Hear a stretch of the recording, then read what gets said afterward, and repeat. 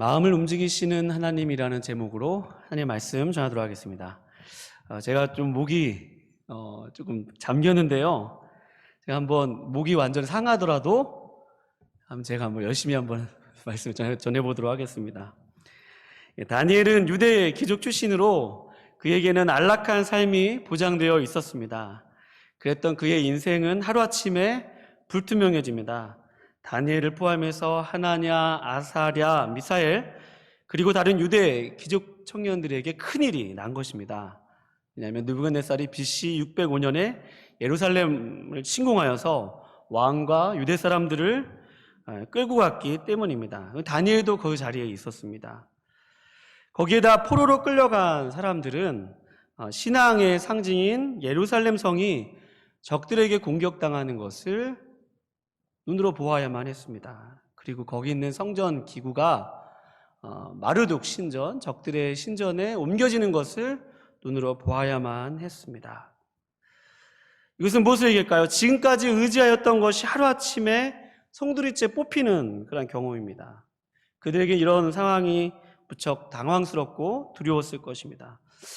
이 모든 일이 그저 꿈이었으면 좋겠다. 어떻게 해야 할까라는 것이 그곳에 포로로 끌려간 사람들의 그러한 마음일 것입니다. 지금까지 의지하였던 것이 사라진 것만 같은 때 다니엘과 세 명의 친구들은 삶의 작은 기회를 만납니다. 느부갓네살의 명령을 따라 살면 생명을 유지할 수 있다는 그러한 제안을 받습니다. 그 제안의 내용은 일정 기간 동안 바벨론의 학문을 배우고 또 그들의 이름을 고쳐서 바벨론식 이름, 바벨론의 그러한 신에 충성을 맹세하는 그런 이름으로 바꾸고요. 또 그뿐만 아니라 왕이 지정한 음식을 매일 3년 동안 일정 기간 동안 먹어야만 했습니다. 다니엘과 하나냐와 미사엘과 아사랴는 이제 어떻게 하면 좋을까요? 여러분들이라면 어떻게 하시겠어요? 지금까지 믿어왔던 것이 다 사라질 때입니다. 무엇을 의지해야 될지 모를 때입니다. 그런 상황 속에서 이런 제안이 들어온다면 여러분과 저는 어떤 선택을 내릴 수 있을까요? 이것을 보기 전에 우리 상황을 좀 우리가 같이 연결해 보았으면 좋겠습니다. 그래야 이 말씀이 더 잘 실감나게 다가오거든요. 지금까지 의지하던 것들이 사라진다. 여러분과 저에게 어떤 것이 있을까요? 지금까지 재정적으로 큰 어려움이 없었는데 갑자기 재정적인 어려움을 만나는 것입니다. 막막한 상황 가운데 놓이는 그런 경우죠. 이런 경우에 우리의 마음이 참 어렵습니다. 재정적인 것이 뒷받침되어야 아파도 어디 병원 가서 잘 치료받을 수 있고 또 재정적인 것이 넉넉해야 우리 자녀들 공부도 시킬 수 있고 자녀들 결혼도 보낼 수 있고 또 요새 같은 때 재정적으로 좀 넉넉해야 또 집도 잘 장만할 수 있고 집 때문에 크게 걱정 안 하면 살 수 있을 것입니다. 그런데 이렇게 내가 의지하던 것, 가장 우리에게 피부로 와닿는 이런 것이 딱 끊어졌을 때 여러분과 저는 다니엘처럼 막막하고 답답하고 되게 곤란할 것입니다. 또 건강상의 어려움 때문에 예전에는 괜찮았는데 갑자기 건강상의 어려움을 만나서 일상을 영위하는 것이 그냥 힘든 그런 분도 있을 것입니다. 지금까지 나를 안전하게 지켜주는 것들, 나를 이렇게 보호할 수 있었다고 여겼었던 것들이 하루아침에 이렇게 다니엘처럼 사라진다고 했을 때 여러분과 제가 나는 과연 나에게 그런 일이 없었을까라고 생각하면서 오늘 말씀을 들을 수 있을 것입니다. 이럴 때 느부갓네살의 명령은 바벨론 포로들에게 거부할 수 없는 절대적이고 막강한 힘이었습니다. 왕의 명령은 너무나도 당연하게 받아들일 수밖에 없었어요. 이런 상황에서 오히려 왕의 명령을 거부한다는 것이 더 어색하고 낯선 일이었을 것입니다. 그럼에도 불구하고요, 우리가 믿던 의지하고 있던 것이 다 떠나서 과연 하나님도 내 삶 가운데 함께 계실까라고 여겨지는 그런 일들, 마치 우리가 포로로 끌려가는 것과 같은 상황 가운데 있을 때, 그러나 여러분, 하나님은 다니엘과 그 포로들과 함께 계셨고 또 여전히 우리와 함께 계시는 하나님이심을 여러분 믿으시기 바랍니다. 하나님은 그 자리에 계세요. 우리가 믿든지 안 믿든지 느끼든지 느끼지 못하든지 하나님은 그 자리에 한 번도 우리를 떠나신 적이 없다는 말입니다. 다니엘이 오늘 본문에서 그 하나님을 만났습니다. 아무쪼록 여러분과 저희 삶에도 여전히 우리와 함께 계시는 그 하나님을 만나실 수 있는 귀한 밤 되시기를 주님의 이름으로 축원드립니다. 오늘 본문 8절의 말씀에 보면요, 다니엘은 뜻을 정하여 왕의 음식과 그가 마시는 포도주로 자기를 더럽히지 아니하리라 하고 황관장에게 자신의 몸을 그 음식으로 더럽히지 아니하도록 제안을 하고 요청을 했습니다. 그랬더니 결과는 어때요? 우리 9절 말씀 다 같이 한번 읽어볼까요? 9절 말씀입니다. 시작. 하나님이 다니엘로 하여금 황관장에게 은혜와 긍휼을 얻게 하신지라. 아멘. 여러분, 하나님은요, 우리가 어려운 환경 속에서도 또 우리가 포로로 끌려간 것 같은 그런 상황 가운데서도 우리가 뜻을 정하여서 그런 어려운 현실 속에서 하나님을 믿고자 하나님을 바라볼 때, 여러분, 그럴 때 하나님 우리에게 은혜와 긍휼을 주시는 분이시면 여러분 믿으시기 바랍니다. 사방이 막혀 있는 것 같아요. 좌우도 막혀 있고 뒤를 돌아서 돌아갈 수도 없고 앞으로 나아갈 수도 없는 그 상황 가운데서 다니엘은 위를 쳐다보았습니다. 이렇게 다니엘이 위를 쳐다보았을 때 하나님은 예비해 놓으신 그 도움의 손길을 오늘 보여주고 계신 거예요. 오늘 본 말씀에 보면 환관장에게 은혜와 긍휼을 얻게 하신지라 라고 말씀하고 계시거든요. 그러니까 여러분, 우리가 어려운 현실 속에서도 하늘을 바라볼 때 하나님을 바라본다면, 믿음으로 살고자 우리가 서 있는 곳에서 한 발자국 내딘다면, 여러분, 우리를 만나는 사람들을 통해서 하나님께서 우리의 삶을 이끌어 주시고 도와주시는 분이시면 여러분 믿으시기 바랍니다. 오늘 이 사람에 대해서 살펴보려고 합니다. 여러분, 다니엘이 황관장 아스브나스에게 이런 요청을 하였을 때 아스브나스가 다니엘이 이렇게 얘기할 수 있어요. 오호, 무엄하다. 왕이 먹으려고 하는데 과연 너가 먹지 않겠느냐. 연기 잘하나요? 사극의 한 장면처럼 에이 놈 뭐 그러면서 와라 그러면서 막 갑자기 칼을 갖고 와가지고 그냥 당장 다니엘과 그 세 친구들이 요절을 내도 거기에 대해서 아무도 이의를 제기해서 아무도 없습니다. 왜요? 왕의 명령이니까요.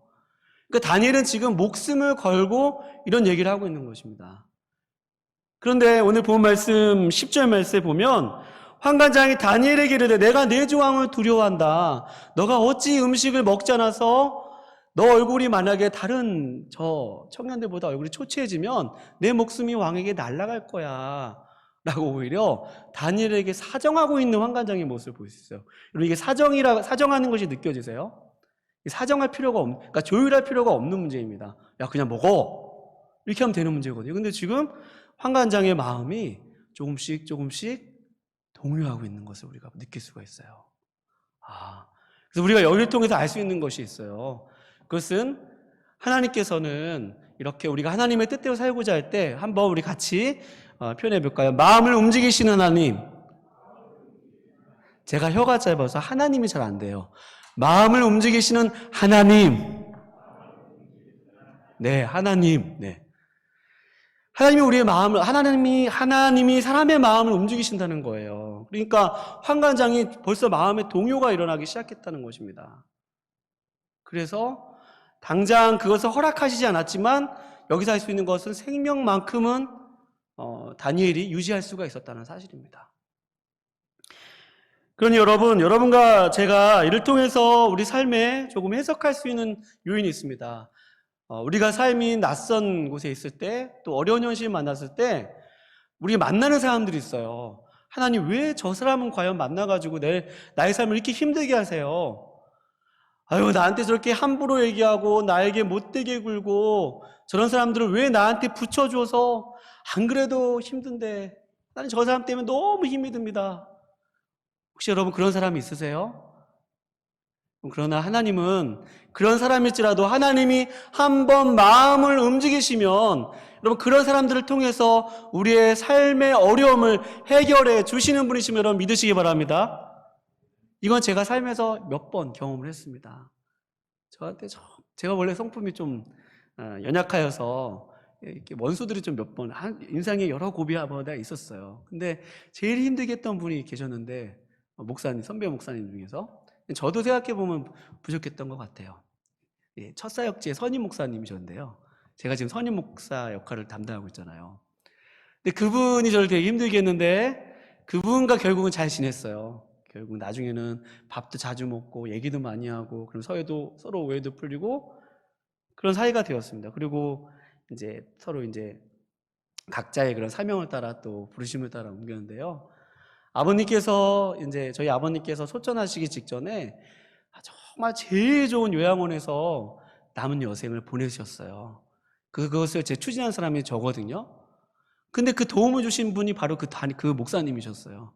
저희 가족들이 저한테 인생의 가운데 가장 큰 칭찬 한 번 했을 때가 있는데 그 요양원 아버지 모셨을 때 마지막으로 아버지를 그 요양원에 모셨을 때 너가 여태까지 아들로서 했던 것 중에 제일 잘했다. 그런 칭찬을 받았어요. 근데 그 도움을 그 목사님이 주셨어요. 그 목사님은 나쁜 분이라는 그 얘기를 하는 게 아니에요.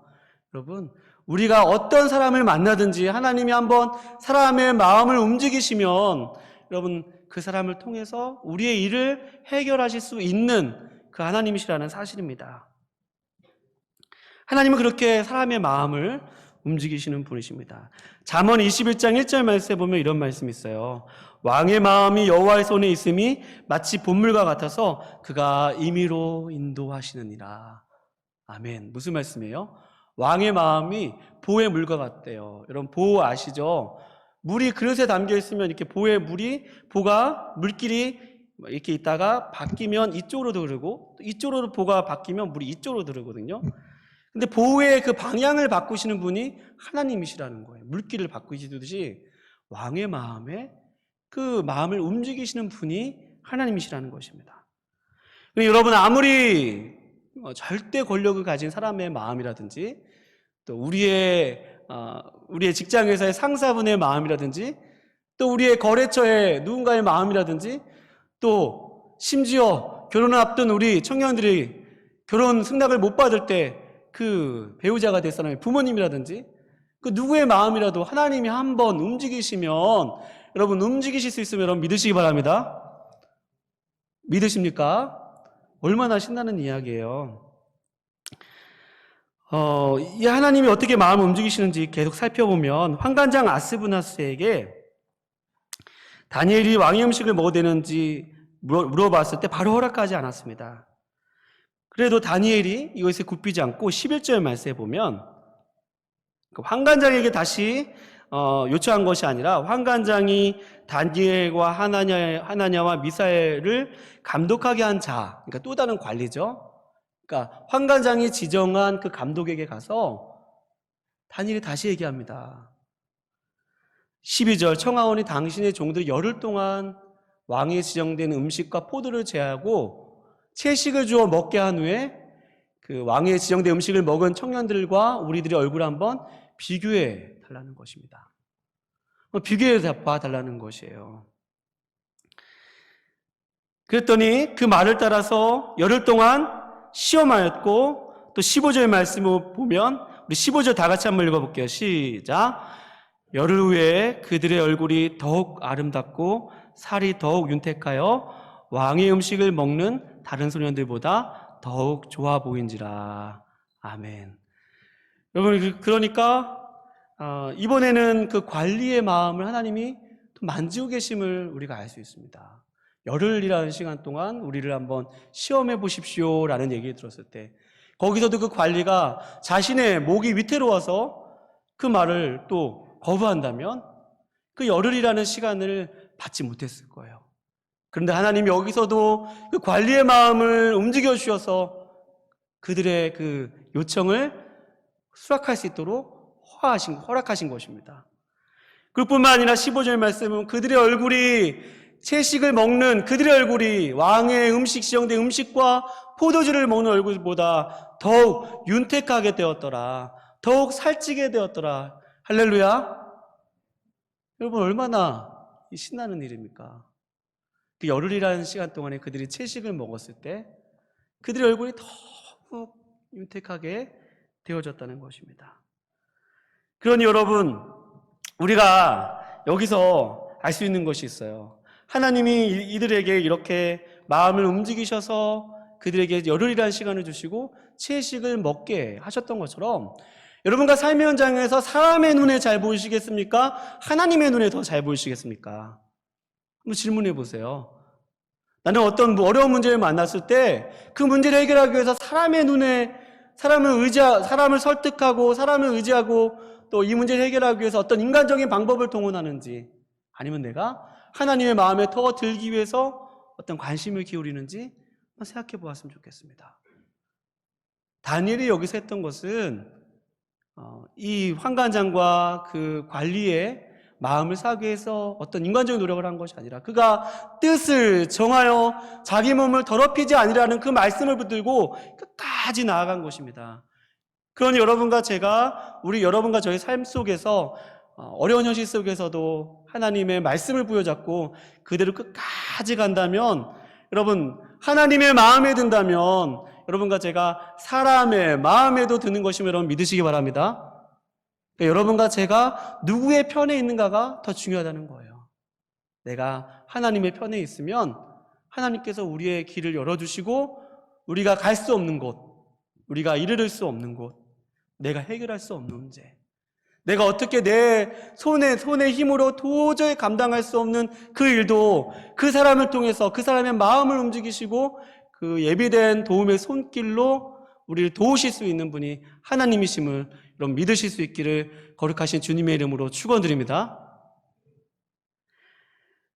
마지막으로 우리 16절 말씀 보면 그리하여 감독하는 자가 그들에게 지정된 음식과 마실 포도주를 제하고 채식을 주니라.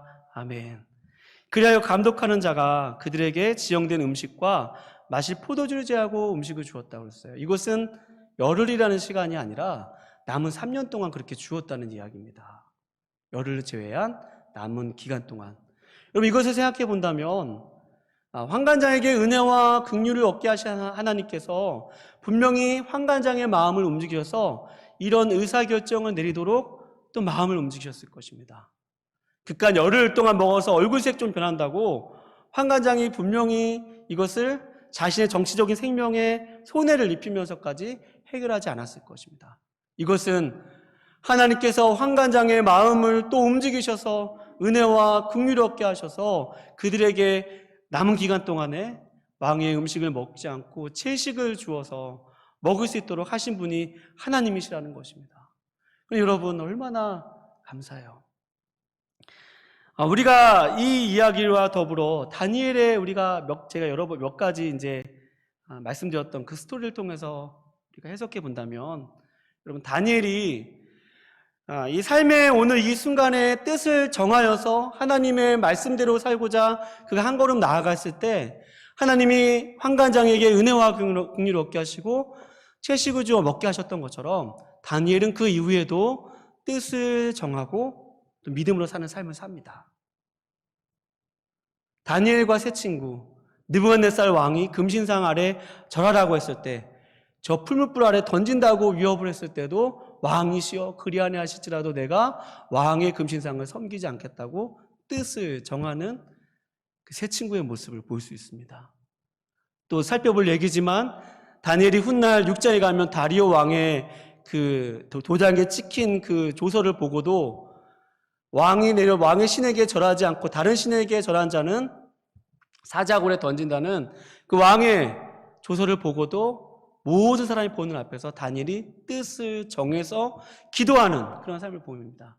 그런데 여러분, 우리가 열을 통해서 이 다니엘의 이야기를 통해서 우리가 무엇을 알 수 있어요? 여러분, 우리가 지금 우리 이 순간에 내가 삶의 일상의 작은 부분에 뜻을 정해서 믿음을 산다면 하나님께서 우리의 믿음을 성장시켜 주시고 우리의 삶 속에서 정말 믿음의 지경을 이렇게 확대시켜 주셔서 우리에게 더 큰 일을 맡겨주시고 우리로 하여금 정말 큰 믿음의 사람으로 성장시켜 주시고 성숙시켜 주시는 분이 하나님이심을 여러분 믿으시기 바랍니다. 그런 여러분의 삶의 자리에서, 학생이 오늘 삶의 자리에서 작은 부분에서 하나님의 뜻대로 살아간다면 그가 직장에 들어가서 또 가정을 이루어서 또 훗날 큰 의사결정을 내려야 될 때 그는 하나님의 뜻대로 뜻을 정하여서 살아갈 것입니다. 또 여러분과 제가 직장의 삶의 자리에서 정말로 어떤 큰 사업의 어려운 문제들을 해결해 나갈 때 여러분 하나님의 뜻을 구하고 또 뜻을 정해서 믿음으로 산다면 여러분과 하나님께서 사람의 마음도 움직여주시고 또 우리 삶의 자리에서 어려운 그 현실 가운데서 예전에 겪었던 그 믿음의 승리의 경험이 오늘 나에게 더 큰 믿음의 그러한 요구가 이루어질 때 거기에 믿음으로 응답하고 믿음으로 순종할 수 있는 힘이 과거의 어느 한 순간의 그 사건으로 말미암아 이루어지는 것임을 여러분과 제가 꼭 확인하실 수 있기를 거룩하신 주님의 이름으로 축원드립니다. 그럼 여러분과 제가 오늘 일상을 정말로 내가 만나는 그 어떤 사람이든지 잘 대해주고 또 내가 오늘 살아가는 이 현실이 아무리 힘들고 어려워도 내가 누구를 믿어야 되나, 내가 누구를 신뢰해야 되나, 내가 무엇을 바라봐야 할 때 여러분 하늘을 바라보실 수 있기를 주님의 이름으로 축원드립니다. 하늘을 바라보실 뿐만 아니라 또 하나님의 뜻이 나의 삶 가운데 이루어질 수 있도록 그 뜻을 붙들고 끝까지 여러분과 제가 나아간다면 하나님이 나를 만나는 사람들을 통해서 그 사람의 마음을 움직이셔서 그 일들을 해결해 주시고 도와주시고 우리의 삶을 이끌어 주시는 분이 그 하나님이심을 믿고 여러분과 제가 이 밤에 그 하나님께 부르짖고 기도하는 귀한 기도의 시간이 되실 수 있기를 거룩하신 주님의 이름으로 축원드립니다. 기도하겠습니다. 하나님, 내 힘으로 아무것도 할 수 없을 때, 또 사방이 막힌 것만 같을 때 하나님 우리가 하늘을 우러러 주님을 바라볼 수 있게 도와주십시오. 또 우리에게 허락하신 그 약속의 말씀, 생각나게 하시는 그 말씀을 붙들고 오늘도 삶의 현장에서 하나님 이 말씀을 사는 것이 어려워 보일지라도 하나님 용기를 내어서 살아갈 때 사람의 마음을 움직이시는 그 하나님을 나의 삶 속에서 만나는 우리 모두가 될 수 있도록 주님 도와주시옵소서. 아버지, 그런 하나님을 우리 삶 속에서 주인으로 모시기 원하오며 거룩하신 예수님의 이름으로 기도합니다. 아멘.